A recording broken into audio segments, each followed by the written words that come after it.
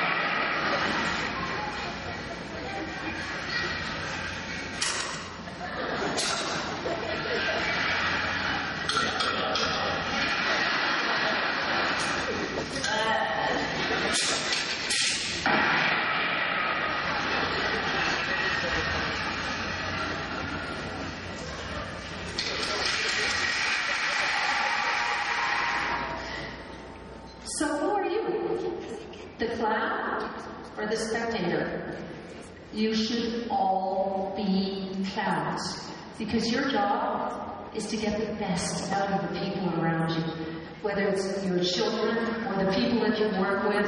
If we could all be clowns, the world would be a better place in which to live.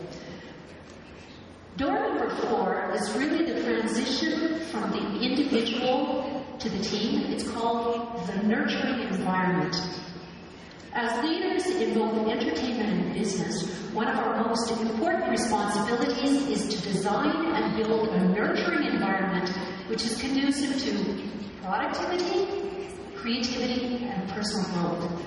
At CERC, the workplace is a fantastical playground in which, although there may be many rules, is a place where an artist, a designer, or an employee can see the world through the eyes of a child. That is with curiosity, eagerness, excitement, and playfulness. It has an open and inviting atmosphere which stimulates creative thought and action and takes into consideration that it's difficult to be creative in isolation. True creativity requires stimulation and collaboration. In fact, the key word here is teamwork. At CERC, creativity is nurtured in work groups where people first get to know each other and then learn to trust one another. And in this playground, we also have to recognize that a good idea can come from anywhere within a team or within the organization. We call this collective creativity, and that's the way we build our shows. And for this one, I decided to talk about our sexy, provocative show, Zumanity in Las Vegas. We decided at the beginning of the 2000-year millennium that we needed to do something a little bit different and that we needed to shake up Las Vegas. So we decided to create a sexy, provocative show, and we brought in designers from around the world, as always we do. And we chose to work with Terry Muller. Some of the people, some of the women here are probably familiar with his work. He's a fashion designer and he has a famous perfume called Angel, and he's most famous perhaps for dressing the gorgeous Nicole Kidman. Don't we all wish we looked like her? Anyway, we figured that Terry could do that for all of our artists, so we invited him to Montreal, and for 6 months he drew his maquettes, the drawings of costumes. He did 160 drawings of beautiful animals, birds flying, panthers, eagles, all kinds of cats, fish, you name it. He transformed us into the most beautiful beings. And they were wonderful, and they were two-dimensional on paper. After the drawings were done, he asked the obvious question, now can I see the artist that I am going to be dressing? And knowing Terry's very particular inclinations, I decided I would do the parade of the men first. Now, all the men in Cirque du Soleil shows are built, okay? Big muscles, tall, statuesque, and very powerful. So they strutted across the stage in their fashion parade for Terry, and you know what? He liked them. All of them. And then Terry looked at me and he said, but where are the women? And I said,